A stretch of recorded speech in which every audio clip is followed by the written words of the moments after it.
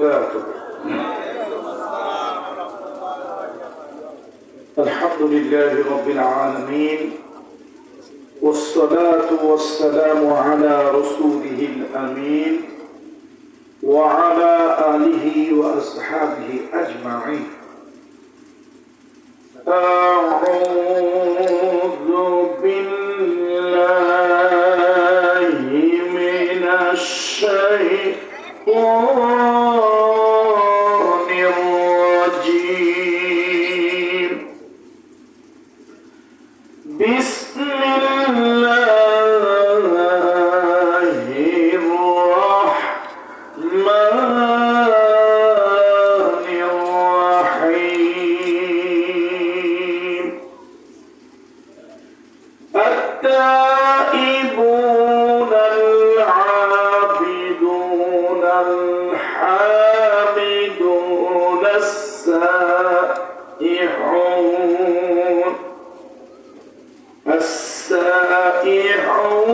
الراكعون الساجدون الآمرون بالمعروف والناهون عن المنكر والحافظون لحدود الله وبشر المؤمنين. آمنت بالله إن الله وملائكته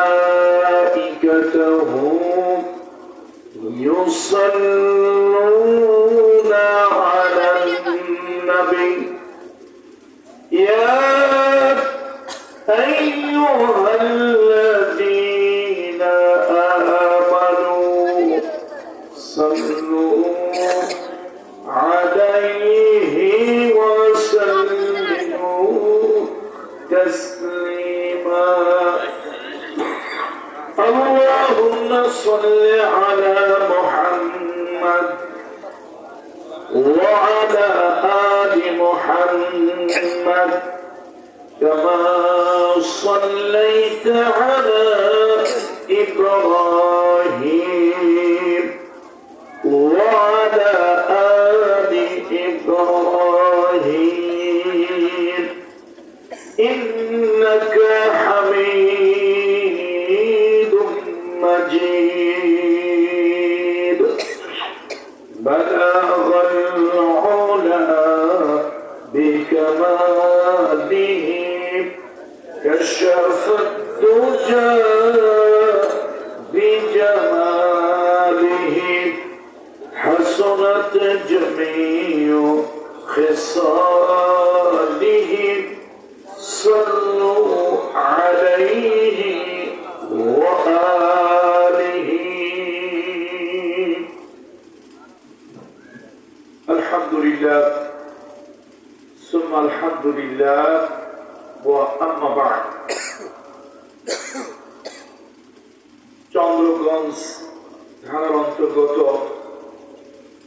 শেখপুর আল হাবিব জামে মসজিদ কমিটি ও ধর্মপ্রাণ যুব সমাজের স্বতঃস্ফূর্ত উদ্যোগে আয়োজিত দ্বিতীয় বাৎসরিক তাফসীরুল কোরআন মাহফিল, এই আজিম ও শান দ্বিতীয় বাৎসরিক তাফসীরুল কোরআন মাহফিলের সম্মানিত সভাপতি জনাব জাকির হোসেন জাহাঙ্গীর, সাবেক ভারপ্রাপ্ত চেয়ারম্যান ৯ নং চন্দ্রগঞ্জ ইউনিয়ন পরিষদ, আজকের মাহফিলের প্রধান অতিথি হিসেবে যার আসন অলঙ্কৃত করার কথা ছিল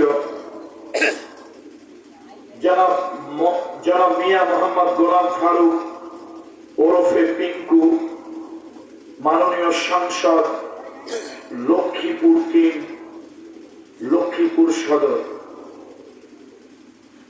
আজকের মাহফিলের সম্মানিত বিশেষ অতিথি জনাব AK সালাউদ্দিন টিপু, মাননীয় চেয়ারম্যান উপজেলা পরিষদ লক্ষ্মীপুর সদর। আজকের মাহফিলের সম্মানিত অতিথিবৃন্দ যারা এসেছেন, জনাব এম সাবির আহমদ সাহেব, সাবেক চেয়ারম্যান এবং লক্ষ্মীপুরের দুর্নীতি দমন কমিশনের সম্মানিত সভাপতি, আজকের মাহফিলের অন্যান্য সম্মানিত অতিথিবৃন্দ, জনাব নুরুল আমিন সাহেব, জনাব আলহাজ এম এ মতিন খান, জনাব জাহাঙ্গীর আলম, জনাব আলতু মিয়া, জনাব রায়হান চিশতি সহ অন্যান্য সকল সম্মানিত সম্ভ্রান্ত অতিথিবৃন্দ, আল্লাহ তাআলা তাদের সকলকে দ্বীনের সেবায়, মানবতার সেবায় আল্লাহ তাআলা কবুল করুন, বলি আল্লাহুম্মা আমিন। আজকের মাহফিলে উপস্থিত মুআজ্জাজ, মুহতারাম, ওয়াজিবুল ইহতিরাম হাযরাত, উলামায়ে কেরাম, আইম্মায়ে মাসাজিদ, আমার সামনে বসে থাকা দিন প্রিয়, ধর্ম প্রিয়, ইসলাম প্রিয়, রাসূল প্রিয়, তাওহীদ প্রিয় জনতা, পর্দার আড়ালের সম্মানিত মা ও বোনেরা, আমি সকলের খিদমতে ইসলামী মোতাবেক শ্রদ্ধা, ভালোবাসা ও স্নেহ জ্ঞাপন করছি। আসুন আমরা সকলে আল্লাহ তাআলার কুদরতি কদমের সামনে সিজদায় লুটিয়ে পড়ি, রব্বে কারীমের দরবারে আমরা সকলে শুকরিয়া জ্ঞাপন করি, পড়ি আলহামদুলিল্লাহ।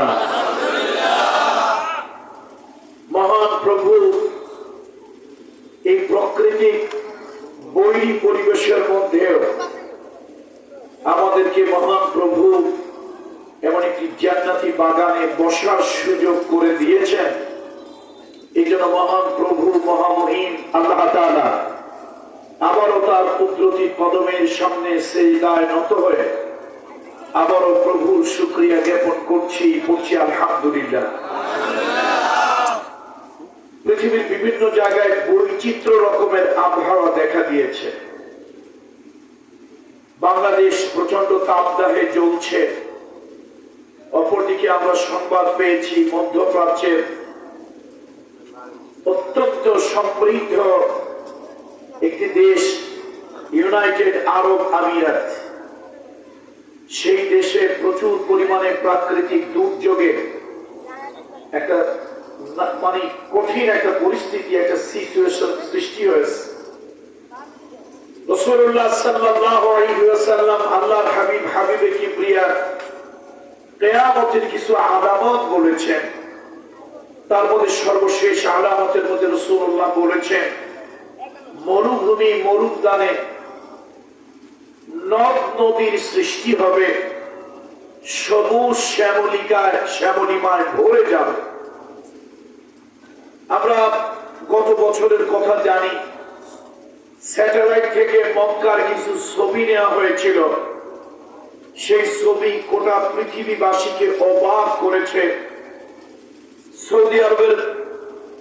সৌদি আরবের অধিকাংশ পাহাড়গুলি হচ্ছে কঠিন শিলা পাথর, পোড়ামাটি, সেখানে কোনো সবুজ নাই, রুক্ষ রূঢ় দৃশ্য।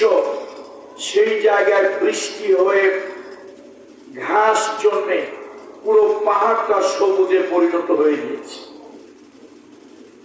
মধ্যপ্রাচ্যে যেখানে 100-200 বছরের বৃষ্টি হয়েছে কিনা কেউ বলতে পারে না, কোন রেকর্ড, রাষ্ট্রের আবহাওয়া অফিসের কোন রেকর্ড নাই।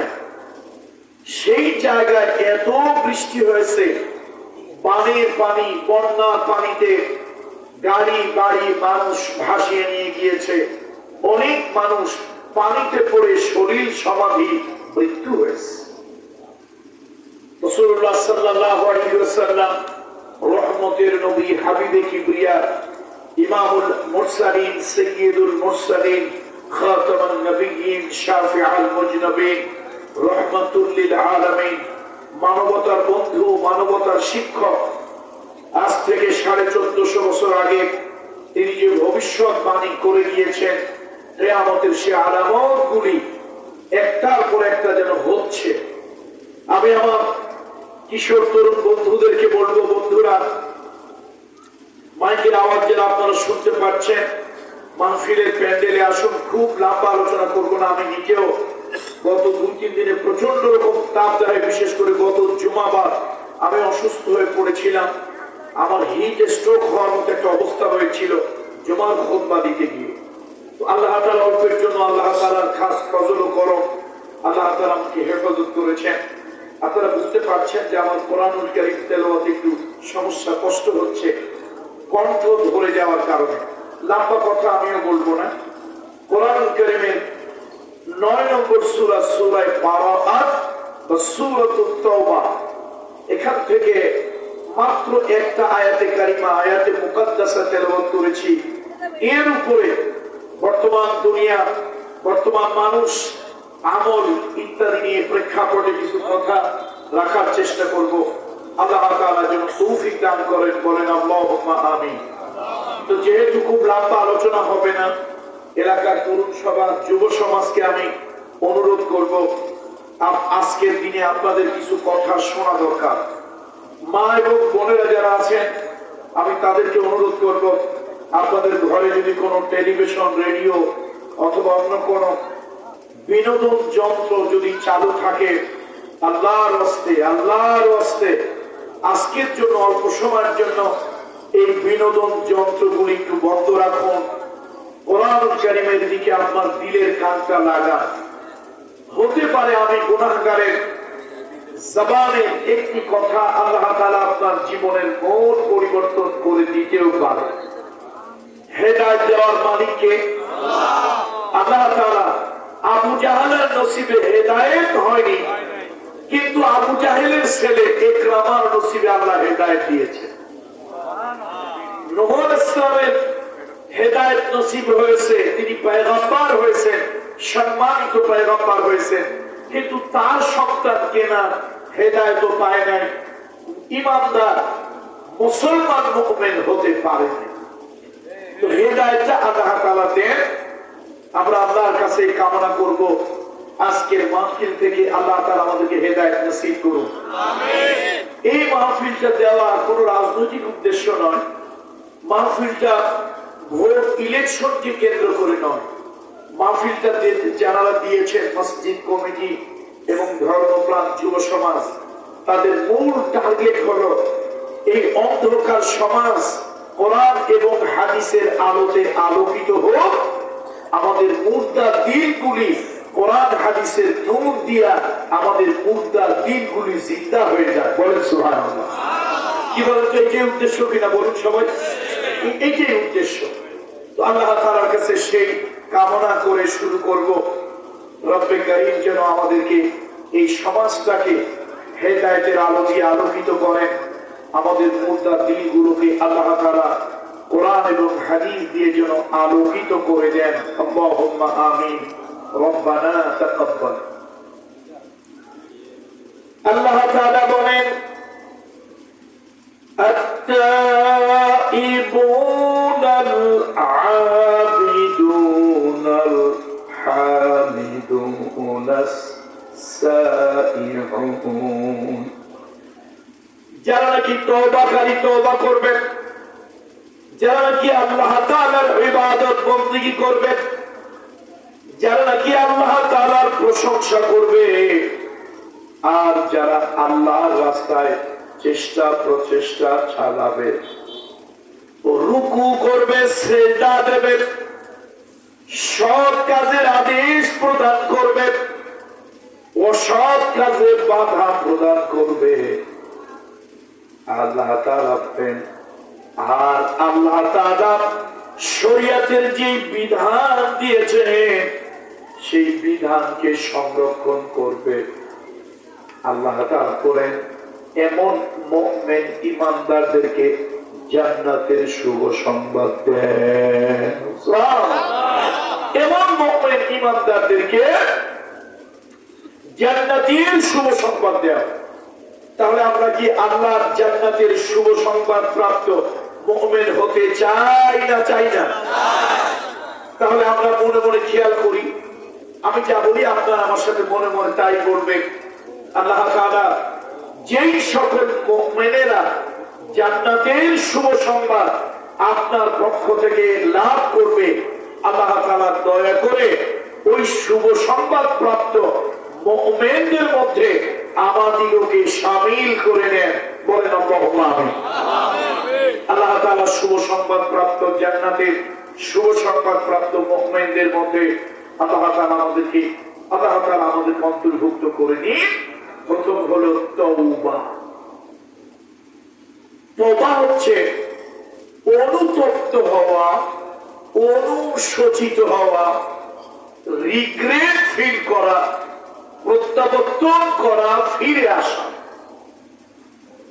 মানুষ যখন কোন অপরাধ করে তার মধ্যে যদি মনুষ্যত্ব থাকে, হিউম্যানিটি, ইনসানিয়ত যদি থাকে, অপরাধ করলে ওই লোকটার দিলের মধ্যে একটু অনুশোচনা সৃষ্টি হয়, অনুশোচনা বোধ জাগ্রত হয়।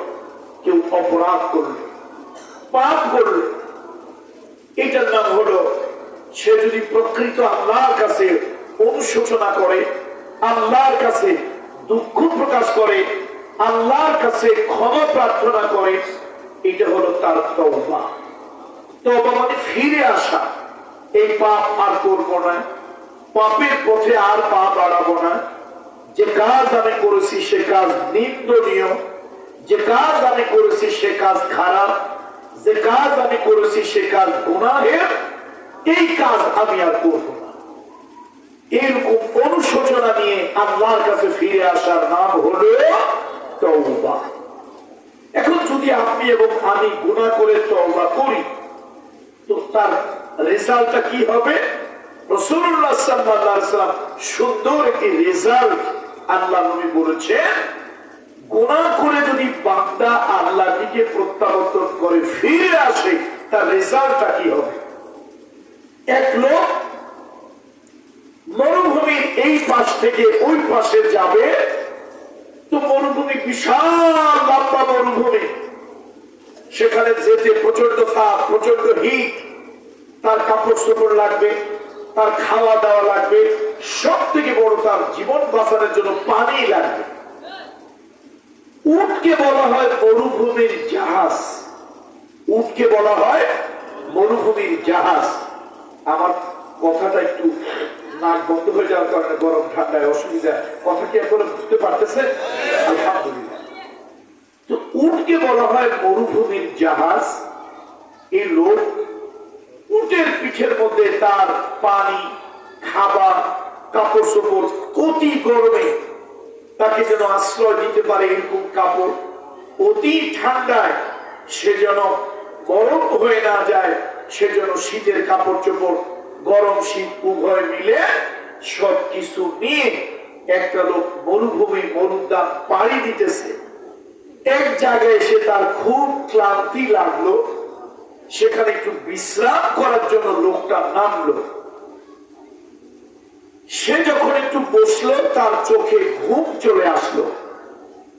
হঠাৎ সে লক্ষ্য করে দেখে তার উটের পিঠে পানি, খাবার, কাপড় চোপড়, যা কিছু মাল সামানা ছিল সব কিছু সহ তার উটটা হারিয়ে গেছে, কোথাও চলে গেছে। আচ্ছা বলেন তো, লোকটার জন্য কি এখন চিন্তা লাগবে না চিন্তা লাগবে না?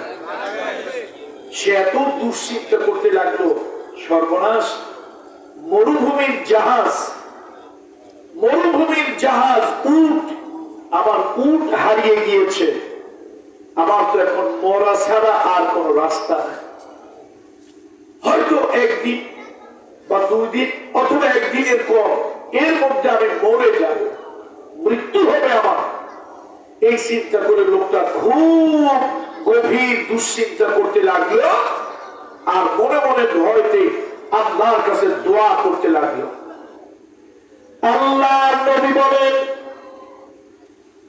বিশ্ব নবী বলেন, মুহাম্মদুর রাসূলুল্লাহ সাল্লাল্লাহু আলাইহি ওয়াসাল্লাম বলেন, মরুভূমির মধ্যে পানি, খাবার, কাপড় চোপড়, জীবন বাঁচানোর সব কিছু সহ কারো উট যদি হারিয়ে যায়, ওই লোকটা যেমন দুশ্চিন্তায় পড়ে, এরপরে যদি হঠাৎ চোখ খুলে, হঠাৎ চোখ মেলে যদি দেখে তার উট সব কিছু নিয়ে আবার তার সামনে ফিরে এসেছে, লোকটার জীবনটা বেঁচে গেল, লোকটা জীবনটা ফিরে পেল, তার বিপদ কেটে গেল, বিপদ থেকে উদ্ধার হলো। এই মানুষটা যেরকম খুশি হয়, এই মানুষটা যেই রকম খুশি হয়, আল্লাহর নবী বলেছেন যখন কোন বান্দা, যখন কোন মানুষ, যখন আল্লাহ কোন বান্দা বান্দি গুনাহ করে আল্লাহ থেকে দূরে সরে যায়, ওই লোকটা যখন মনে মনে তওবা করে, ওই লোকটা যখন অনুশোচনা করে, ওই লোকটা যখন তওবা করে আল্লাহর দিকে ফিরে আসে, ওই উট ফিট পেলে, ওই যে পানি, খাবার দাবার, কাপড় চোপড় সহ একটা ব্যক্তির উট হারা গেছিল, ওই উটটা ফিরে পেলে ওই লোকটা যত খুশি হয়। আমার রহমতের নবী মুহাম্মদুর রাসূলুল্লাহ বলেছেন আল্লাহ তাআলা বান্দাকে ফিরে পেয়ে তার থেকে বেশি খুশি হয়ে যায়। তাহলে বুঝে গেল আল্লাহ আপনার আমার কত ভালোবাসে, আপনাকে আমাকে আল্লাহ তাআলা কত ভালোবাসে, যে গুনাহ করা মানুষের হিউম্যান হ্যাবিট, ফিতরাত, মানুষের স্বভাব গুনাহ করা।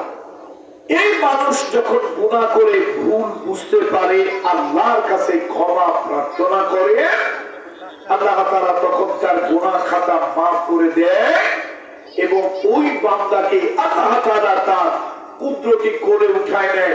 হাদিস শরীফের মধ্যে এসেছে রাসূলুল্লাহ সাল্লাল্লাহু আলাইহি ওয়াসাল্লাম বলেছেন আত-তাইবু মিনায-যামবি কামান লা যামবা লাহু, গুনাহ থেকে তওবাকারী লোক এমন যে সে কোনো গুনাহই করে নাই। বলেন সুবহানাল্লাহ। ছোট্ট বাচ্চা কাঠ পেন্সিল দিয়ে, কাঠ পেন্সিলই তো বলে না তো নাকি, কাঠ পেন্সিল দিয়ে লেখে, তো মা বাবা সন্তানের ভালোবাসে, এমনকি মাস্টারেরাও ভালোবাসে। তো বাচ্চা কি করছে, বাচ্চা তো লেখার মধ্যে ভুল করে ফেলছে, মাও চায় না তার ভুলটা থাকুক, বাবাও চায় না ভুলটাও থাকুক, মাস্টারও চায় না ভুলটা থাকুক। ছোট্ট মানুষ, ছোট্ট বাচ্চা আছে, ভুল করে লিখেই ফেলেছে। তো মাস্টার কি করে, খাতাটা দেখে মূল্যায়ন করার সময় দেখে এই জায়গা ভুল করছে, বা মাস্টার ওই ভুলটাকে ধরিয়ে দেয়, এবার বলে বাবা তুমি এই জায়গা ভুল করছো, এই যে নাও রিমুভার, এই যে নাও রিমুভার, রাবার নাও, এই ভুলটারে মুছো, মুছে এখানে শুদ্ধ লেখো। তো ভুলটারে রিমুভার দিয়ে রিমুভ করে যখন মুছে দিয়া তারপরে আবার লিখেছে, পিছনের ভুলটা আর নাই। আবার আল্লাহ তাআলার হাবিব বলে, আল্লাহর নবী বলে, এরকম গুনাহগার বান্দা যখন আল্লাহর কাছে চোখের পানি ছেড়ে যখন কাঁদে, অনুনয় বিনয় করে, আল্লাহ তাআলা কয় ফেরেশতারা আমার বান্দা তো ভুল করে গুনাহটা করেই ফেলেছে, এখন আমার রহমতের রিমুভার দিয়ে, রহমতের রাবার দিয়ে ওই আমল নামা থেকে ওই ভুল আর গুনাহগুলোকে উঠায় দাও, ওইখানে সওয়াব শুদ্ধ লিখে দাও। এই জন্য তওবা, তওবা গুরুত্বপূর্ণ একটি বিষয়, অত্যন্ত গুরুত্বপূর্ণ একটি বিষয় তওবা।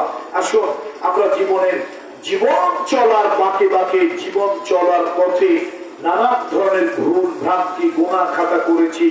আজকের মাহফিলে আল্লাহর জান্নাতের শুভ সংবাদ পাওয়ার জন্য কয়টা কাজ? প্রথম হলো তওবা, তারপর হলো আল্লাহর ইবাদত, গোলামি, আল্লাহর প্রশংসা, এরপরে হলো আল্লাহর রাস্তায় চেষ্টা প্রচেষ্টা, এরপরে হলো রুকু সিজদা, এরপরে হলো সৎ কাজের আদেশ, এরপর হলো অসৎ কাজের নিষেধ, আর এরপরে হলো আল্লাহ তাআলার শরীয়তের হক সীমা রক্ষা করা। এই 7টা কাজ। বলেন তো কয়টা কাজ হয়েছে এখানে? 7টা কাজ। এই 7টা কাজ যদি আপনি আর আমি করতে পারি, তাহলে এই মাহফিল থেকে আল্লাহ বেহেশতের শুভ সংবাদ নিয়ে আজকে আমরা বাড়ি যেতে পারি। তাহলে আসুন তওবা, গুনাহ নাই এরকম কোন ব্যক্তি এখানে আছে? প্রত্যেকেরই গুনাহ আছে। আল্লাহ তাআলা বলেন, হে নবী আপনি আমার গুনাহগার বান্দাদেরকে বলে দেন, বান্দা যদি গুনাহ করে আর ওই বান্দা যদি আমার কাছে অনুতপ্ত অনুশোচিত হয়ে আমার কাছে ক্ষমা চায়, আমি আল্লাহ তাআলা তার গুনাহ মাফ করে কুদরতি করে তুলে নেই। দুনিয়ার মা, দুনিয়ার বাবা, তার কাছে গিয়ে যদি সন্তান কাঁদে, বাবা যদি সন্তানকে অপরাধ করার পরও বুকে তুলে নেয়, কোলের কাছে নেয়, তাহলে মা বাপের থেকে লক্ষ কোটি গুণ মায়া, মহাব্বত, দয়া আল্লাহ তাআলা কেন আপনাকে আমাকে রহমতের কোলে তুলে নেবে না? এই জন্য আসুন আল্লাহ তাআলার কাছে খাঁটি দিলে তওবা করতে হবে। হাদিস শরীফের ভিতরে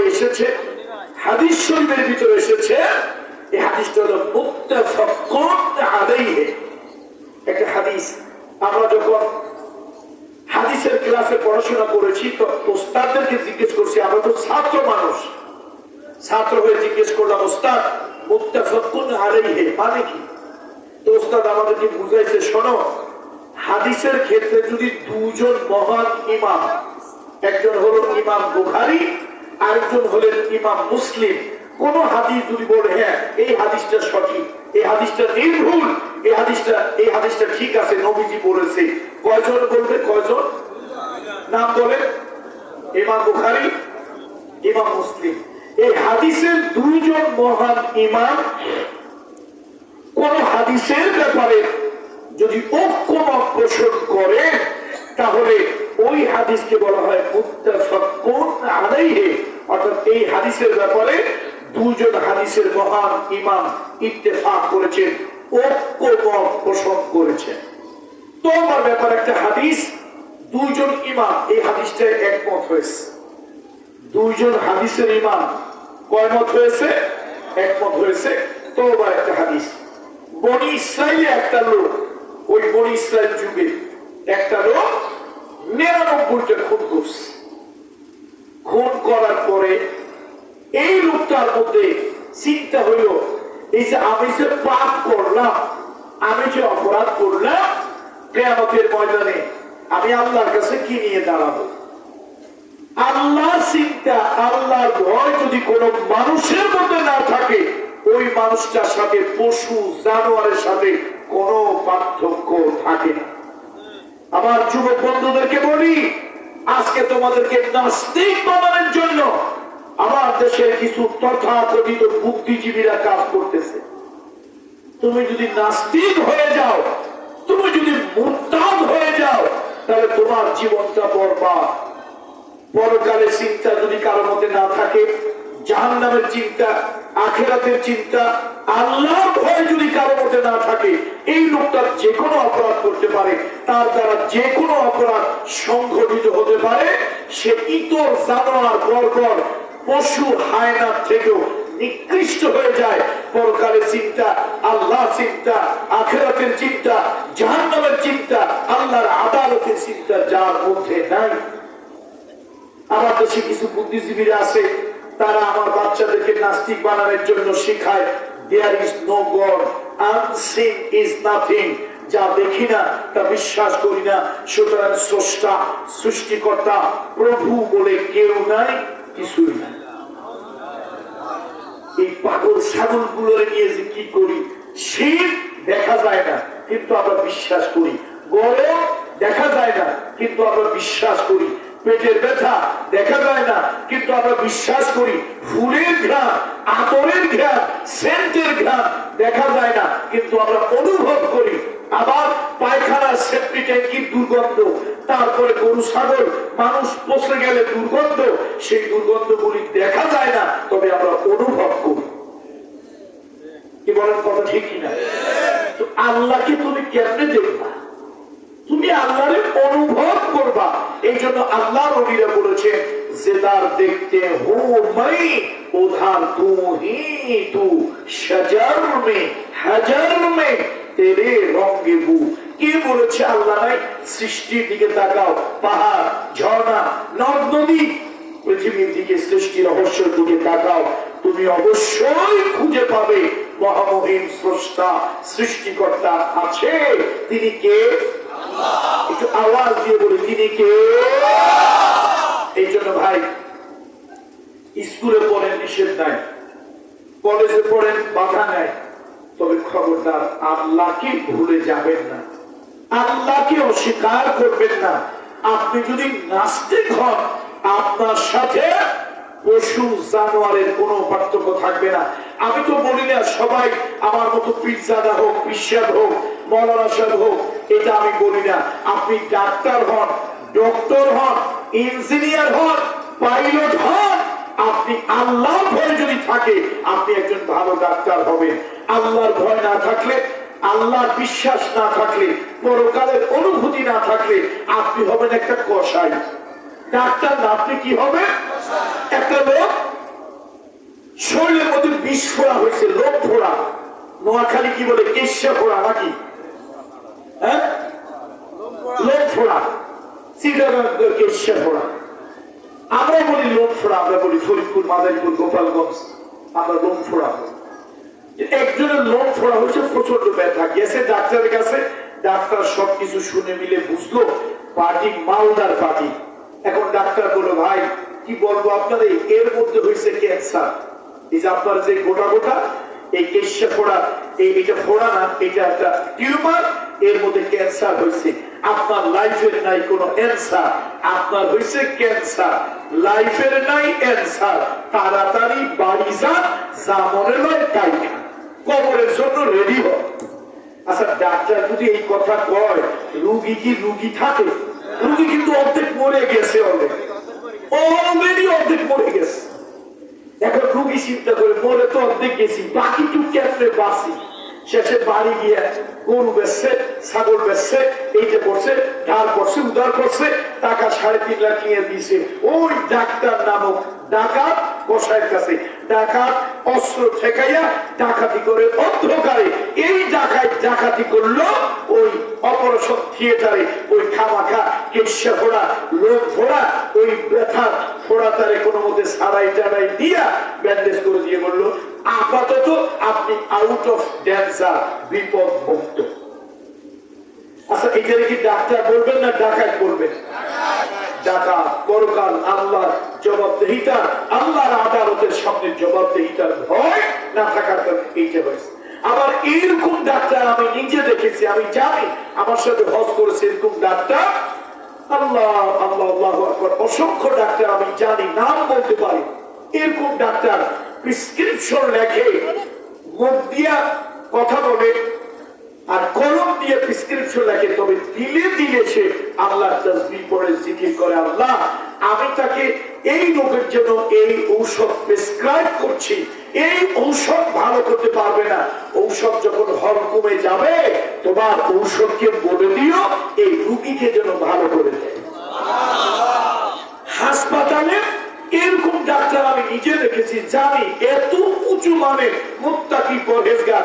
হাসপাতালে বড় সার্জেন যখনই ছুরি ধরে, কেসি ধরে, ব্লেড ধরে, ও রোগীর অপারেশন করতে আগে আকাশের মালিকের দিকে তাকিয়ে বলে, মালিক আমি তো জান দিতে পারবো না, আমি তো ভালো বানাতে পারবো না, তোমার বান্দার এই জীবনটা আমার হাতে তুমি ফিরিয়ে দিও। কার সাথে কথা বলতেছে? মালিকের সাথে। তাহলে ওই আগেরটাও ডাক্তার, এইটাও ডাক্তার।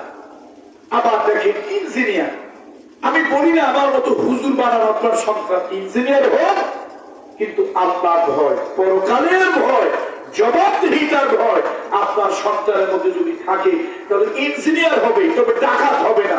3 টাকার প্রজেক্ট, ইঞ্জিনিয়ারের মাথার মধ্যে তো দুষ্ট বুদ্ধি, প্রজেক্টটা 3 টাকা বানাইছে 33 টাকা।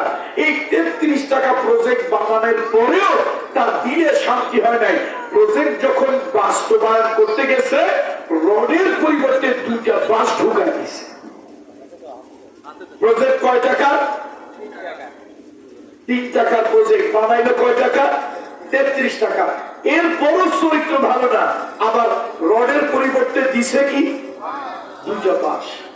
এই জন্য সবাই যদি হুজুর হয়, ইমাম হয়, আলেম হয়, তো দেশটা চলবে কেমন? এই জন্য পাইলট দরকার, ইঞ্জিনিয়ার দরকার, মাস্টার দরকার, ডাক্তার দরকার। আপনারা কি আমার সাথে একমত না দুই মত? এগুলো দরকার আছে না নাই? তবে চাই তার দিলের মধ্যে কি থাক? আল্লাহর ভয়, পরকালের ভয়, জবাবদিহিতার ভয়, এটা থাকবে। যা কথা আর বাড়ালেন না, এটা হলো একটা হাদিস, যে হাদিসটা দুজন ইমাম হাদিসটাকে কি বলেছে? সঠিক বলেছে। বলে দুজন ইমাম কি বলেছে? হাদিসটা সঠিক, সত্য বলেছে, নির্ভুল সহি বলেছে। বনি ইসরায়েলের একটা লোক ৯৯টা লোক খুন করার পর চিন্তা করলো, আল্লাহ আমি যে ৯৯টা মানুষ মারলাম, আমি তো এখন মানুষ নাই, জানোয়ার হয়ে গেছি। আমি তো যদি পরকাল থাকে, তুমি আল্লাহ থাকো, তোমার আদালতে দাঁড়াইতে হয়, তো আমার কি হবে? আমার হবে কি? এই লোকটা চিন্তা অস্থির হয়ে গেছে, গেছে একজন আলেমের কাছে। তার আবার ইলমের দৌড় কম, তার নদীতে পানি কম, তার পুকুরের গভীরতা কম। গিয়ে কই, হুজুর আমি যে ৯৯টা মানুষ হত্যা করছি, আল্লাহ, নবী, পরকাল, এগুলো আমার ইচ্ছা ছিল না, বিশ্বাস ছিল না। হঠাৎ মনে হয়েছে যদি আল্লাহ থাকে, যদি কিয়ামত হয়, যদি আখিরাতে ওঠা লাগে, তো আল্লাহর কাছে আমি কেমনে দাঁড়াবো? ৯৯টা মানুষ হত্যা করে সে মানুষ কি মানুষ থাকে? এখন আমার কি হবে? লোকটা শুনে কয়, মিয়া তুমি যে অপরাধ করছো, এই পাপের তো কোনো মাপ নাই, তোমার জীবন শেষ। লোকটা কয়, মাপই যখন নাই, তো হুজুর তোমাদের আর খাতির করে লাভ কি? তারও হস এ হাসার কথা না। সহি হাদিস, আসবেন কেন? হাদিস কি? কে বলেছে? দুজন ইমাম, ইমাম মুসলিম, ইমাম বুখারী। এই হাদিসের সনদ এবং মতন সহি, দুজন ইমাম এটা স্বীকার করেছে, এবং তাদের দুজনেরই কিতাবের মধ্যে হাদিসটা আছে। কত কঠিন কথা চিন্তা করেন তো। এখন লোকটার হত্যা কয়টা হয়েছে? ১০০ হয়েছে। হওয়ার পর আবার তার মনের মধ্যে জাগছে, আচ্ছা যদি পরকাল না থাকে তো নাই, কিন্তু যদি পরকাল থাকে, মৃত্যুর পরে যদি আমার ওঠা লাগে, আমি যে ১০০টা মানুষ মারলাম, আমি যে অপরাধ করলাম, তো আমার পরিস্থিতি কি হবে? এই লোকটা এই চিন্তায় খাওয়া বন্ধ, ঘুম বন্ধ, অস্থির লাগে, অশান্তি লাগে, কোনো কিছুতে তার শান্তি লাগে না। এবার সে বড় একজন আলেমের কাছে গেল, গিয়ে সব খুলে বললো, দেখেন আমি তো আল্লাহর পরকালে আখিরাতে বিশ্বাস করতাম না, কিন্তু হঠাৎ আমার দিলের মধ্যে বিশ্বাসটা আসলো। এখন আমি চিন্তা করতেছি, কিয়ামতে যদি আল্লাহর আদালতে আমারে আবার চিন্তা করে, যদি আল্লাহর আদালতে দাঁড়াইতে হয়, তো আমার কি অবস্থা হবে? আমার কি অবস্থা হবে? আমার জন্য কোন রাস্তা আছে? ওই বিশাল বড় ইলমের অধিকারী আলেম সে বলল, দেখো তুমি যে পাপ করেছো, এই পাপের কোন সীমা পরিসীমা নাই। আটলান্টিক সাগর, প্রশান্ত মহাসাগরের সীমা রেখা আছে, কিন্তু তোমার গুনার কোন সীমা রেখা নাই। এত বড় পাপ গুনাহ তুমি করেছো। তবে আমি আল্লাহর বিধান যতটুকু পড়াশোনা করেছি, আল্লাহ তোমাকেও তার দরবার থেকে নৈরাশ হতে নিষেধ করেছে। আমি যতটুকু পড়াশোনা করেছি, মহামহিম সৃষ্টিকর্তা স্রষ্টা তার দরবার থেকে তোমাকেও নৈরাশ হতে নিষেধ করেছে। লা তাকনাতু মির রাহমাতিল্লাহ, ইন্নাল্লাহা ইয়াগফিরুয যুনুবা জামিআ, ইন্নাহু হুয়াল গফুরুর রাহিম। শোনো, তুমি নিরাশ হইও না, তবে দুইটা কাজ তোমাকে করতে হবে। দুইটা কাজ তোমাকে করতে হবে, তিনটা কাজ তোমাকে করতে হবে, বা ততোধিক কাজ তোমাকে করতে হবে। প্রথম কাজ, যেই সঙ্গভঙ্গ সাথে যেই দলে তুমি আসো, ওদের সাথে যদি থাকো, তাহলে আরো তুমি অকাম কুকাম করবে। এই যুবক বন্ধুরা, যদি তুমি ইয়াবাখোরের সাথে থাকো, যত ভালো ঘরের ছেলে হোক, যত ভদ্র ঘরের ছেলে, বংশীয় ঘরের ছেলে হোক, ইয়াবাখোরের সাথে তুমি চলবা, সিগারেট করে সাথে চলবা, মদ করে সাথে চলবা, ১ সপ্তাহ, ১৫ দিন, ১ মাস, আল্লাহ মাফ করুন, নাউজুবিল্লাহ, তুমিও কিন্তু ইয়াবাখোর হয়ে যাবা। বলেন কথা সঠিক না ভুল? সত্য না মিথ্যা? এই জন্য আমাদের সন্তানগুলোকে এই আজে বাজে আড্ডায়, আজে বাজে খারাপ আড্ডায় যেতে দেওয়া যাবে না। আজকে আমার মাহফিল থেকে এই ভাঙা গলায় আমি কিন্তু খুব কষ্ট করে কথা বলতেছি, কথা আমার বের হচ্ছে না জবাব দিয়ে, তারপরও ভাঙা গলায় আমি এলাকার মা এবং বাবাদেরকে একটা অনুরোধ করে যাচ্ছি, মা এবং বাবাদেরকে একটা অনুরোধ করে যাচ্ছি, আল্লাহর হস্তে সন্তান জন্ম দিবেন না। কুকুরে সন্তান জন্ম দেয়, বিড়ালে সন্তান জন্ম দেয়, শুয়ারে সন্তান জন্ম দেয়, বাঘে সন্তান জন্ম দেয়, গরু ছাগলে জন্ম দেয়। আপনি মানুষ, কুকুর না, শুয়ার না, বিড়াল না, আপনার সন্তানকে আপনার বন্ধু বানান, সন্তানকে বন্ধু বানান, সন্তানকে বন্ধু বানান। আম্মা আম্মাকে বলি বন্ধুর মতো আচরণ করুন, ছেলে মেয়েকে বন্ধু হিসেবে কাছে রাখুন। আড্ডা আপনার সাথে দেখ, ওরা যেন ইয়াবা খোর, বাবা খোর, সিগারেট খোর, মদ খোর, জুয়া খোর, ওদের সাথে যেন আড্ডা না দেয়। যত বড় ভালো ঘরের সন্তান হোক, ইমামের ছেলে, আলেমের ছেলে, পীরের ছেলে, নেতার ছেলে, লিডারের ছেলে, ক্যাডারের ছেলে, সব 2 নম্বর হয়ে যাবে। সব কি হয়ে যাবে? 2 নম্বর হয়ে যাবে। রাগ করে না, অনেক নেতাদের বাচ্চা কাচ্চা বাহিরে তো হুমকি ধামকি বিরাট দেখান, অত বড় নেতা তত বড় নেতা, অনেক নেতাদের বাচ্চা কাচ্চা ভালো না, সোহবত ভালো না হওয়ার কারণে। এজন্য বলি আল্লাহর রাস্তে দোহাই, আল্লাহর রাস্তে দোহাই, সন্তান যারা জন্ম দিয়েছে সন্তানকে বন্ধু বানান, বন্ধু বানান। ছেলে যেন আপনার সাথে আড্ডা দেয়, আপনার সাথে সময় কাটায়। ছেলে কোথায় গেল, কার বাড়িতে গেল, কত রাত্রে ফিরে আসতো, কোন জায়গায় গেল, এগুলি খোঁজ খবর রাখলেন না। এগুলি করা উচিত না। এই পৃথিবীতে যত ধন দৌলত আছে, এই পৃথিবীতে বাড়ি গাড়ি ক্ষমতা শেয়ার যত কিছু আছে, সব থেকে প্রিয় এবং দামি হলো সন্তান। আল্লাহ নিজেই বলেছেন কোরআনুল কারীমের ভিতরে, আল মাল ওয়াল বানু নাযীনাতুল হায়াতিদ দুনিয়া। এই সন্তানগুলি হলো দুনিয়ার সৌন্দর্য। আপনি হলেন গাছ, এই সন্তান ছেলেমেয়ে হলো ফুল আর ফল। এটা দিয়ে আল্লাহ আপনাকে সৌন্দর্য দিয়েছে। সুতরাং ওই বিল্ডিং এর দিকে নয়, সন্তানের দিকে নজর দেন। টাকার দিকে নয়, সন্তানের দিকে নজর দেন। ক্ষমতার দিকে নয়, সন্তানের দিকে নজর দেন। করতেছেন ভাই? সন্তানের থেকে বড় সম্পদ কিছুই। তো যা হোক, যা হোক, ওই আল্লাহর ওলি বললেন, শোনো, তুমি যে পাপ করেছো সীমাহীন, সীমাহীন ক্ষমার অযোগ্য, তবে এখনো আল্লাহর দরজা তোমার জন্য বন্ধ হয়ে যায় নাই। তুমি যদি প্রথম একটা কাজ করো, যেই লোকদের সাথে আসো এই দল ত্যাগ করো, এদের সাথে থাকলে আবারও খুব খারাপই করবে। প্রথম হলো এই দল ছাড়ো। 2 নম্বরে হলো ওই পাপের কাজে ঘৃণা করো, অনুতপ্ত অনুশোচিত হও।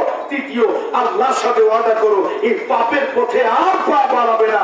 চতুর্থ, তুমি একজন আল্লাহওয়ালা ভালো মানুষের সোহবতে সংস্পর্শে যাও। তাহলে আমি আশা করতেছি তোমার পাপ মোচন হবে, আল্লাহ আখিরাতে তোমাকে ক্ষমা করবে। সহিহ হাদিস। এবার লোকটার চোখ দিয়ে দর দর করে পানি পড়তে লাগলো। সে বলল, আমি এত অপরাধ করেছি, এত পাপ আমি করেছি, এরপরেও আমার প্রভু আমার জন্য দরজা খুলে রেখেছে। আমি এত গুনাহ করার পরও আমার প্রভু আমার জন্য দরজা বন্ধ করে দেয় নাই। এই দুনিয়ায় যত আপনজন হোক, 1 বার 2 বার 3 বার অপরাধ করলে আপনজনেরা মাফ করে দেয়। এরপরে অপরাধ করলে আপনজনেরা আর মাফ করে না, দরজা বন্ধ করে দেয়, কথা আসবে না, তার কাছে গিয়ে আপনি আর দাঁড়াতে পারেন না। ও দুনিয়ার মানুষ, তুমি হাজার অন্যায় করেছো, আল্লাহ তাআলা বলে, বান্দা আমার কাছে ফিরে আয়, আমার কাছে ফিরে আয়, তওবা কর, ফিরে আয়। আমি আল্লাহ তাআলা লা তাকনাতু মির রাহমাতিল্লাহ ইন্নাল্লাহা ইয়াগফিরুয যুনুবা জামিআ। আমি আল্লাহ তোর জিন্দেগীর সব গুনাহ মাফ করে দেব। আমার রহমতের কোলে, আমার রহমতের কোলে উঠাইয়া, আমার রহমতের চাদর দিয়া তোর গুনাহগুলো মুছে ধুয়ে সাফ করে দেব। এই জন্য আল্লাহর কাছে ফিরে আসলে আল্লাহ খুশি হয়, আল্লাহ রাজি হয়। এখন ওই বেচারা কি করলো? ওই বেচারা এবার ঠিকই সে চিন্তা করলো, আমি যে দলের সাথে আছি এই দলের লোকজন ভালো না, এই সাঙ্গ পাঙ্গরা ভালো না, ওদের সাথে থাকলে 100 তো হত্যা করছি, আরো 200 করবো। তারপরে পাপ তো করছি, আরো কিছু করব। সে প্রথম তাদের সঙ্গ ত্যাগ করলো। 2 নম্বরে এই যে জীবনের এই পাপগুলি গুনাহের কাজ, কেমনে গুনাহ থেকে বাঁচা যায়, এই গুনাহকে কেমনে শোধানো যায়। হকুল্লাহ আল্লাহ মাফ করে দেবে, কিন্তু হকুল ইবাদ আর বান্দার হক আল্লাহ মাফ করবে না। বান্দার হক বান্দাই মাফ করবে। আপনি আল্লাহর হক নষ্ট করেছেন, যত বড় আল্লাহর হক হোক আল্লাহ মাফ করে দেবেন, দিতে পারেন, দিয়ে দেবেন, কিন্তু বান্দার হক কে মাফ করবে? কোরআন এবং হাদিসে স্পষ্ট আল্লাহ বলেছে, আমি কোন বান্দার হক আমি মাফ করি না। কেন? তাহলে বান্দার প্রতি জুলুম করা হবে। অপরাধ করছো বান্দার কাছে, মাফ করবো আমি। হক নষ্ট করলাম বান্দা, মাফ করবো আমি। এটা তো জুলুম হয়ে যায়, এটা তো অবিচার হয়ে যায়। যেরকম আমার দেশের সংবিধানে একটা জুলুম আছে, একটা অবিচার আছে। আপনারা যারা রাজনীতি করেন আমাদের কাছ থেকে পরামর্শ নিয়ে দেখেন এটা পরিবর্তন করতে পারেন কিনা। এটা ডাইরেক্ট কোরআন হাদিস পরিপন্থী। আমার দেশের সাংবিধানিক সর্বময় কর্তা হলো মহামান্য রাষ্ট্রপতি। মাননীয় না মহামান্য? মাননীয় নয়, মহামান্য। যেহেতু সাংবিধানিক সব থেকে বড় ব্যক্তি হলেন তিনি। তো এখন আমার দেশের কনস্টিটিউশন মহামান্য রাষ্ট্রপতিকে সাংবিধানিক অধিকার দিয়েছে। তিনি তার কাছে কেউ মার্সি পিটিশন, তার কাছে যদি কেউ জীবন ভিক্ষা চায়, তার হিজ এক্সিলেন্সি তার কাছে যদি কেউ ক্ষমা চায়, তিনি চাইলে তাকে জীবন ভিক্ষা দিতে পারেন। যে কোনো দণ্ডনীয় অপরাধে মহামান্য রাষ্ট্রপতি তিনি মহামান্য সাংবিধানিক ক্ষমতা বলে তিনি মাফ করে দিতে পারেন। এই জন্য ফাঁসি হওয়ার আগে প্রত্যেক আসামি একটা সুযোগ থাকে, কি বলেন তো? Mercy petition. এই বাংলাদেশের যত ফাঁসি হোক, ফাঁসি দেওয়ার আগে সে কি করবে? Mercy petition. এটা একটা সাংবিধানিক ধারা। মহামান্য রাষ্ট্রপতির কাছে তিনি ক্ষমা চাইবেন, প্রাণ ভিক্ষা চাইবেন। রাষ্ট্রপতি যদি তাকে সাংবিধানিক ক্ষমতায় তাকে যদি মাফ করে দেয়, তাহলে আদালত তাকে মাফ করে দেবে বিচারের পরে। এখন আল্লাহর বিচার হলো না, আল্লাহর বিচার হলো কোন বাপের যদি সন্তান হত্যা হয়, মারা যায়, তাহলে ওই বাপের সন্তান মারা যাওয়ার কারণে মাফ করবে বাপ। যেই বাপ মারা গেল তার এতিম সন্তান কষ্ট পেল, তার বিধবা স্ত্রী কষ্ট পেল, তার বুড়ো মা বাপ কষ্ট পেল। আল্লাহ কয়, শোনো, আমি আল্লাহ পরকালে কি বিচার রাখছি, ওটা তো পরকালে। এই দুনিয়ার বিচার হলো রক্তপণ দিতে হবে, হত্যার বদলে হত্যা হবে। হ্যাঁ, রক্তপণ দিয়ে দিল। ওই বিধবা মহিলাকে ইজ্জত ঢাকার জন্য একটু মোটা কাপড় দেওয়া হলো।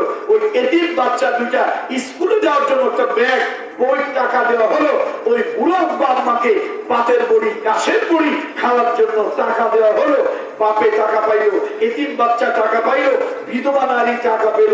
এবার যদি বাপ বলে, দেখো আমার কোল খালি হয়েছে, বুক খালি হয়েছে, মা যদি বলে আমার বুক খালি হয়েছে, আমার সন্তান তুমি হত্যা করছো, যা হত্যার বিনিময় আমার কিছু ক্ষতিপূরণ দিছো, কিন্তু তোমার যদি আমি হত্যা করি তাহলে তো আমার বুকের ধন, আমার সন্তান আমি ফিরে পাবো না, যা আল্লাহর রাস্তায় তোরে মাফ করে দিলাম। আল্লাহর রাস্তায় তোরে কি করলাম? মাফ করে দিলাম। তাহলে ইসলামিক জুডিশিয়াল অ্যাক্ট, ইসলামিক ফৌজদারি দণ্ডবিধি হলো, তাহলে রাষ্ট্র তাকে মাফ করে দেবে। কে মাফ করে দেবে? মানে তাকে ফাঁসি দেবে না, রাষ্ট্র তাকে কি করবে? ছেড়ে দেবে। কেন? কে মাফ করছে? বাপ মা, ওই যে এতিম সন্তান, ওলি এবং হরিশ। দেখেন, তাহলে আল্লাহ সংবিধানে মাফ করার রাইট, অধিকার, ক্ষমতা হলো বাবা মা সন্তানের। আর আমার দেশের সংবিধান অধিকার দিয়েছে কাকে? মহামান্য রাষ্ট্রপতিকে। এই পার্থক্য। তো যা হোক, লোকটা এবার চিন্তা করলো, আল্লাহ আমি যদি এদের সাথে থাকি তাহলে তো আমি আবারও পাপ করবো, আবারও গুনার কাজ করব। সে ওদের সোহবত ত্যাগ করে এবার সামনের দিকে রওনা হলো। দেখেন আল্লাহর কি কুদরত। ইদা জাআ আজালুহুম লা ইস্তাখিরুনা সাআতাও ওয়া লা ইস্তাকদিমুন। তার মৃত্যুর ফেরেশতা তার কাছে চলে আসছে। আল্লাহু আকবার, বলবেন আল্লাহু আকবার। কি চলে আসছে? মৃত্যুর ফেরেশতা।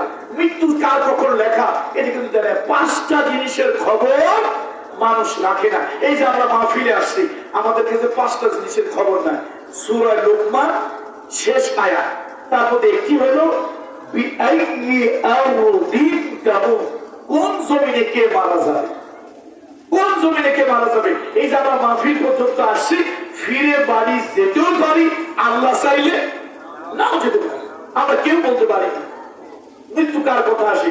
এখন লোকটা তার দল ছাড়লো, ওই পাপের কাছে ঘৃণা করলো, এই পাপ কিভাবে মোচন হওয়া যায় মনে মনে সেই ফিকির করলো। এবার একজন আল্লাহ ওলির সোহবতে, একজন বড় আলেমের সোহবতে গিয়া তওবা করে জীবন পরিবর্তন করে নেবে, এই জন্য সে রওনা হলো। রওনা হয়েছে, হঠাৎ তার কাছে মালাকুল মাউত আজরাইলের একটা গুরু, তার নাম হলো মালাইকাতুল আযাব, আযাবের ফেরেশতারা হাজির। একটু পরে তার কাছে, বুখারী এবং মুসলিমের হাদিস, একটু পরে তার কাছে আরেকদল ফেরেশতা আসছে, মালাইকাতুর রহমা, রহমতের ফেরেশতারা। এখন এই দুই দল ফেরেশতারা টানাটানি লাগাইছে, দুই দল ফেরেশতারা টানাটানি করে। একদল কয় লোকটা বড় খারাপ, লোকটা বড় পাপী, তারে আমরা হত্যা করব, তারে আমরা মারবো, জাহান্নামে তারে নিয়ে যাব। আর আরেক দল কয় না, লোকটা পাপী, তবে যে এইরকম একটা পদ্ধতি অবলম্বন করছে যে আল্লাহরে খুশি বানায় ফেলছে, এখন তার পাপ মোচনের রাস্তায় সে রওনা হয়েছে, এরকম লোকরে পাপী বলা যায় না। এই লোকটারে আমরা রহমতের ফেরেশতারা জান কবজ করব এবং আল্লাহর জান্নাতের অংশ ইল্লিন, ইল্লিনের মধ্যে তার রূহটা আমরা রেখে দেব। দুই দল ফেরেশতা লাগাইছে টানাটানি, ঝগড়া। আল্লাহ তাআলা আরশে আজিম থেকে এই দৃশ্য দেখে একজন ফেরেশতা পাঠাইছে, সালিশ। এটাকে আমরা বলি আরবিট্রেশন। দেখেন না দেশ গ্রামে মুরব্বীরা একটু ঝগড়াঝাটি হলে সালিশ বৈঠক করে না, নোয়াখালী সিস্টেম লক্ষ্মীপুরে নাই, এটাকে আমরা বলি সোশ্যাল আরবিট্রেশন, সামাজিক বিচার। এখন আল্লাহ তাআলা এরকম সামাজিক বিচার করার জন্য ফেরেশতা একজন পাঠাইছে। ফেরেশতা এসে কয়, ভাই এই তোমরা একটা লোক নিয়ে দুই দল টানাটানি কেন করো, এত টানা হেসরা কেন করো দুই দল, এই একটা লোক নিয়ে তোমরা একটা কাজ করো। কাজে না না, এই লোকটা খারাপ, এই আমরা ওরে জান কবজ করে জাহান্নামের একটা জায়গা আছে সিজ্জিন, ওইটার মধ্যে রাখবো। ওই দল কয় না না, এই লোকটা গুনাহগার, পাপী, বড় পাপী, বিরাট বড় গুনাহগার, কিন্তু সে যে রাস্তায় ঢুকেছে, সে যে রাস্তায় হেঁটেছে, সে যে তওবার রাস্তায় উঠেছে, এখন তাকে পাপী বলা চলে না। তার গুনার সিদ্ধান্ত আল্লাহ নেবে, মাফ করবে কি ছেড়ে দেবে এটা আল্লাহ নেবে। কিন্তু এখন তো আমরা তাকে গুনাহগারের কাতারে ধরতে পারি না, সে নেক বান্দা, আমরা তার রূহ কবজ করবো। আল্লাহর আখিরাতের বিচার ফয়সালা হওয়ার আগ পর্যন্ত জান্নাতের অংশ ইল্লিনের ভিতরে তাকে আমরা রাখবো। ফেরেশতা বলল, শোনো, আল্লাহ তাআলার পক্ষ থেকে আমিও একজন ফেরেশতা, ভাই তোমরাও ফেরেশতা, তোমরাও ফেরেশতা, আমিও ফেরেশতা, এই লোকটা আল্লাহর বান্দা। তো আমি একটা ফয়সালা দিই, শোনো, লোকটা খারাপ বন্ধু বান্ধব, যাদের সাথে থেকে চুরি ডাকাতি বদমাশি, এই মানুষ হত্যা করছে, এই লোকদের সোহবত ত্যাগ করছে, এই দেয়াল ত্যাগ করছে, এই সোহবত ত্যাগ করছে। এখন সে ভালো মন নিয়ে সে একজন আল্লাহর ওলির দরবারে যাচ্ছিল তওবা করার জন্য, আর পিছনের গুনাহকে ঘৃণা করে এই গুনাহ থেকে কিভাবে মুক্তি পাওয়া যায় সেই চিন্তা ফিকির সে করছিল। সুতরাং আমার মনে হয় তোমরা দেখো, সে যদি ভালো কাজে বেশি দূর অগ্রসর হয়, তাহলে মালাইকাতুর রহমা, রহমতের ফেরেশতারা জান কবজ করো। সে যদি বেশি দূর ভালো কাজে অগ্রসর হয়ে না থাকে, মালাইকাতুল আযাব, আযাবের ফেরেশতারা তার জান কবজ করো। এখন এই জায়গার নাম কি? শেখপুর। লোকটা যাবে হলো ওই বেগমগঞ্জ চৌরাস্তা, মারার সময় হয়েছে চন্দ্রগঞ্জে গিয়ে। আচ্ছা বলেন তো, চন্দ্রগঞ্জ বেশি দূর না বেগমগঞ্জ বেশি দূর? তো এখন সাধারণত তার রূহটা কবজ করবে ওই আযাবের ফেরেশতারা। আল্লাহ তাআলা আরশে আজিম থেকে দেখতেছে, আহারে বেগমগঞ্জ দূরে, চন্দ্রগঞ্জ কাছে, আযাবের ফেরেশতারা তার রূহ কবজ করবে। আল্লাহ তাআলা আরশে আজিম থেকে ডাক দিল, এই চন্দ্রগঞ্জের জমিন, আমি তোমার প্রভু, আরশের মালিক, আকাশ এবং জমিনের মালিক, তোর সৃষ্টিকর্তা আমি আল্লাহ। এই চন্দ্রগঞ্জের জমিন, আমি তোর হুকুম দিতেছি, তুই অটোমেটিক একটু রাবারের মতো লম্বা হয়ে যা। আল্লাহ তার হুকুম দিলেন, এই বেগমগঞ্জের জমিন, বেগমগঞ্জের রাস্তা, এই গোটা কায়নাতের সৃষ্টিকর্তা স্রষ্টা আমি আল্লাহ, তোর সৃষ্টি করছে আমি আল্লাহ, ওই বান্দারের সৃষ্টি করছে আমি আল্লাহ। আমি আরশ থেকে হুকুম দিলাম, তুই কি হয়ে যা, খাটো হয়ে যা,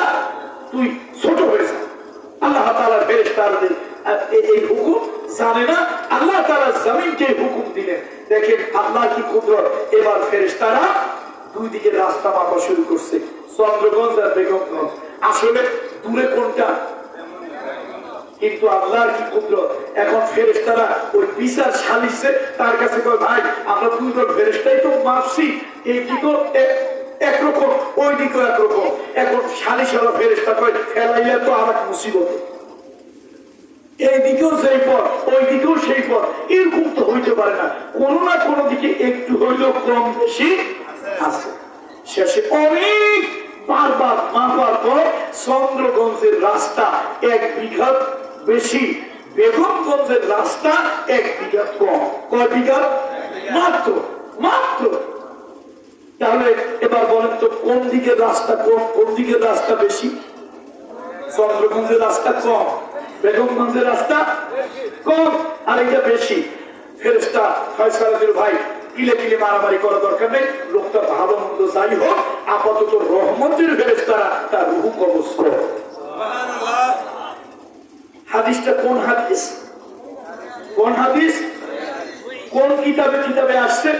সহিহ মুসলিম, সহিহ বুখারী। দুজন ইমাম সনদ এবং মতন এটা শুদ্ধ বলে এক ঐক্যমত পোষণ করেছে। তাহলে আমার বক্তব্য খুব লম্বা নয়, বক্তব্য হলো এরকম একটা পাপির দিকেও যদি আল্লাহর রহমতের দৃষ্টি যেতে পারে, আপনার আমার দিকে আল্লাহর রহমতের দৃষ্টি যেতে পারে না? আমার মনে হয় ওই তুলনায় আমরা ছোট পাপী হব। কি বলেন? আলহামদুলিল্লাহ বলেন আলহামদুলিল্লাহ। ওই তুলনায় আমরা কি পাপী? ছোট পাপী হব। তাহলে বড় পাপীর প্রতিও যদি আল্লাহ দয়া করে রহমতের দরজা বন্ধ না করে, আপনার আমার জন্য রহমতের দরজা আল্লাহ বন্ধ করবে না। আজকের মাহফিল জান্নাতের শুভ সংবাদ নিয়ে যাব, আর কথা বাড়ালাম না। আসুন তাহলে আল্লাহ তাআলা কি বলতেছে? আত-তাইবুনাল আবিদুনাল হামিদুনাস সাইহুন। প্রথম হলো খাঁটি দিলে তওবা করতে হবে। জীবনে কার কার মাথায় বাড়ি দিয়েছেন, কার হক নষ্ট করছেন, মনে মনে খেয়াল করেন, আল্লাহ এদের হক আমি আদায় করব, বান্দার হক আল্লাহ করবে না। আল্লাহ যত গুনাহ করেছেন, আল্লাহর হক নষ্ট করেছেন, চোখের পানি ছেড়ে দিয়ে কাঁদেন। পাহাড় সমতুল্য যদি হয়, আমার আরশের মালিক মাফ করে দেবে। শুধু মাফ করে দেবে না, আমার আরশের মালিক রহমতের করে আপনাকে উঠাইয়া নেবে। 2 নম্বর হলো ইবাদত করতে হবে। কোন পীরের ইবাদত, কোন পরীর ইবাদত, মাজারের ইবাদত, বাজারের ইবাদত, কারো ইবাদত বন্দিগি করা যাবে না। ইবাদত বন্দিগি, দাসত্ব, গোলামি একমাত্র আল্লাহ করতে হবে। ইবাদত বন্দিগি কার? আল্লাহ। ইবাদত হলো কারো সামনে মস্তক অবনত করা, নির্দ্বিধায় কারো বাক্য মেনে নেওয়া, কারো হুকুমের তাবেদারি করা, এটা নাম ইবাদত। ইবাদত আল্লাহ তাআলা বলেছেন শয়তানের ইবাদত করিও না, ও আতিউনি হাদা সিরাতুল মুস্তাকিম। আচ্ছা, এই যে 5 বার ফরজ নামাজ কয়বার? একটু আওয়াজ দিয়ে বলেন, ফরজ নামাজ কয়বার? 5 বার। 5 বার ফরজ নামাজে আমরা সরাসরি এবং ইমামের মাধ্যমে একটা দরখাস্ত করি আল্লাহর কাছে, একটা দরখাস্ত করি, ইহদিনাস সিরাতাল মুস্তাকিম। পড়েন আমার সাথে সবাই, ইহদিনাস সিরাতাল মুস্তাকিম। আল্লাহ তাআলা জান্নাতে যাওয়ার রাস্তা আল্লাহ আমাকে দেখান। সিরাতুল মুস্তাকিমের নাম হলো জান্নাতের রাস্তা। আল্লাহ জান্নাতে যাওয়ার রাস্তা আমার দেখান, জান্নাতে যাওয়ার রাস্তা আমাকে দেখান, জান্নাতে যাওয়ার রাস্তা আমাকে বলে দেন। আপনি দৈনিক 5 বার বললেন, ইমাম সাহেব বললো, মুয়াজ্জিন বললো, মুসাল্লি বললো, আল্লাহ জান্নাতে যাওয়ার রাস্তা দেখান, জান্নাতে যাওয়ার রাস্তা দেখান। আল্লাহ তাআলা কয়, ও বান্দা, আমি আল্লাহ অন্ধ না, আমি আল্লাহ বোবা না, আমি আল্লাহ বয়রা না, আমি আল্লাহ কালা না। তুমি বারবার বলো জান্নাতের রাস্তা, জান্নাতের রাস্তা, জান্নাতের রাস্তা তুমি চাও। সূরা ইয়াসিনের মধ্যে, সূরা ইয়াসিনের ভিতরে জান্নাতের রাস্তা আল্লাহ তাআলা দিয়ে দিলেন। আল্লাহ নিজেই বলতেছেন, ওয়া আনি'বুদুনি হাযা সিরাতুম মুস্তাকিম। আবেগ নিয়ে, দরদ নিয়ে আমার সাথে সবাই পড়ে, ওয়া আনি'বুদুনি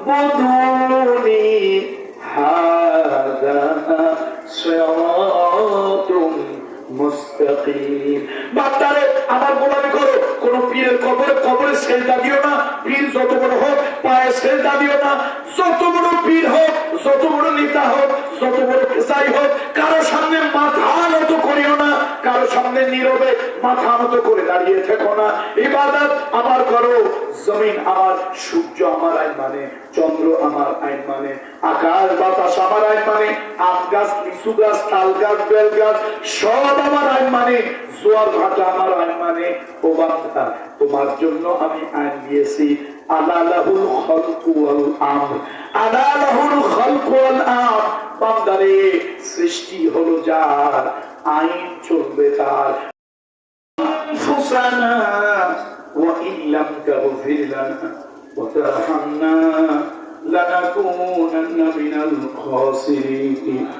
রব্বানা লা তুযিগ কুলুবানা বা'দা ইয হাদাইতানা ওয়া হাব লানা মিন লাদুনকা রাহমা ইন্নাকা আনতাল ওয়াহ্হাব। আল্লাহ তাআলা শেখপুর আল হাবিব জামে মসজিদ তোমার হাবিবে কিবরিয়া, তোমার নবী নামের সাথে মিলে যাচ্ছে। আল হাবিব, আল্লাহ তাআলা তোমার হাবিবে কিবরিয়া মুহাম্মদ রাসূলুল্লাহ নামের সাথে অনেক মিলে যাচ্ছে। আল্লাহ সেই শেখপুর আল হাবিব জামে মসজিদ এলাকার ধর্মপ্রাণ যুব সমাজ আল্লাহ তারা মিলে মিশে আজকের এই মাহফিলটার আয়োজন করলো। প্রচন্ড গরমে চতুর্দিকে যখন মানুষের নাভিশ্বাস উঠে গেছে, এই গরমের মধ্যে এই প্রচন্ড তাপদাহের মধ্যে তোমার বান্দারা, তোমার গোলামেরা এই সুন্দর মাহফিলের আয়োজন করেছে। আল্লাহ তাআলা এর বিনিময় তাদেরকে উত্তম জাযা দান করো। এই মাহফিলের সংবাদ সোনার মদিনায় পৌঁছায় দাও। এই মাহফিলের খবর সোনার মদিনায় পৌঁছায় দাও। রাসূল আকরাম সাল্লাল্লাহু আলাইহি ওয়াসাল্লামের রওজায়ে আতাহারে পৌঁছায় দাও। আল্লাহ, তুমি আমাদের রব, আমাদের মালিক, আমাদের জিন্দেগীর গুনাহ খাতাগুলো মাফ করে দাও, রহমতের কোলে উঠায় নাও। আল্লাহ তাআলা আমাদের জিন্দেগীর গুনাহ মাফ করে তোমার খাঁটি বান্দাদের মধ্যে আমাদেরকে অন্তর্ভুক্ত করে নাও। এই মসজিদটা যারা দিলেন, 1 টাকা থেকে লক্ষ টাকা যারা খরচ করলেন, এই মসজিদের জায়গা জমি যারা দিয়েছেন, মসজিদের মুসল্লি, মসজিদের মুতাওয়াল্লি, মসজিদের ইমাম, মসজিদের খতিব, মসজিদ কমিটি, আল্লাহ সকলের প্রতি রহম করুন, সকলের প্রতি রহম করুন। আয় আল্লাহ তাআলা, এই মসজিদের সকলের প্রতি আপনি রহম করুন। 1 টাকা থেকে লক্ষ টাকা যারা দিয়েছেন, আল্লাহ আপনি তাদেরকে কিয়ামতের ময়দানে মসজিদ নাজাতের ওসিলা বানিয়ে দিন। রব্বুল আলামিন, এই মাহফিলের জন্য যারা খাটাখাটনি করলেন, রাজনৈতিক, সামাজিক, প্রশাসনিক, আর্থিক, যে যেইভাবে যতটুকু সহযোগিতা করেছেন, আল্লাহ এর বিনিময় তাদের সকলকে উত্তম জাযা আপনি দান করুন, সকলকে হেদায়েত নসিব করে দিন। আল্লাহ রব্বুল আলামিন, আমার মায়েরা বোনেরা যারা পর্দার হাত তুলেছেন, অনেকের ঘরে অশান্তি আছে, অশান্তি দূর করে দাও। অনেকের ঘরে অভাব আছে, অভাব দূর করে দাও। আয়াতলা, অনেক মা বোনেরা অসুস্থ আছেন। আল্লাহ, আমার পরিচয় টুকরা মেয়েদেরকে, আমার মাদেরকে, আমার বোনেদেরকে, আল্লাহ অসুস্থ যারা আছেন শিফায়ে আজিলা কামিলা নসিব করে দেন। রব্বুল আলামিন, এলাকার যারা বিদেশে প্রবাসে আছে, আল্লাহ ভালো রাখেন, সুস্থ রাখেন। বিদেশের মাটিতে রহমতের চাদর দিয়ে ঘিরা রাখিয়েন। আল্লাহ তাআলা সহি সালামতে বাবা মার পরিচয় আবার ফিরাইয়া দিয়েন। রব্বুল আলামিন, এলাকার ব্যবসায়ীদেরকে নিরাপদে ব্যবসা করার, হালাল ভাবে ব্যবসা করার, লাভজনক ব্যবসা করার তৌফিক দান করিও। আল্লাহ, আগুনের বালা, পানির বালা, হাওয়াই বালা, আসমানি বালা, জমিনি বালা, সকল প্রকারের বালা মুসিবত থেকে হেফাজত রাখিও। রব্বুল আলামিন, আজকের মাহফিলের খবর ফেরেশতার মাধ্যমে রাসূল আকরাম সাল্লাল্লাহু আলাইহি ওয়াসাল্লামের রওজায়ে আতাহারে পৌঁছায় দিও।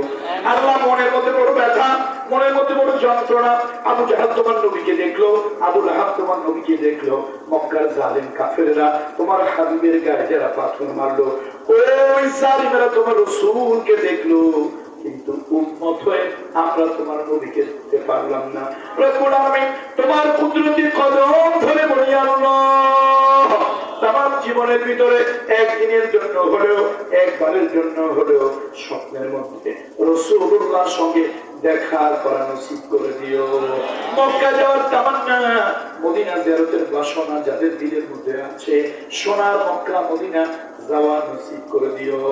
সাল্লাল্লাহু আলা নবিয়িনা মুহাম্মদ ওয়া আলিহি ওয়া আসহাবিহি আজমাইন।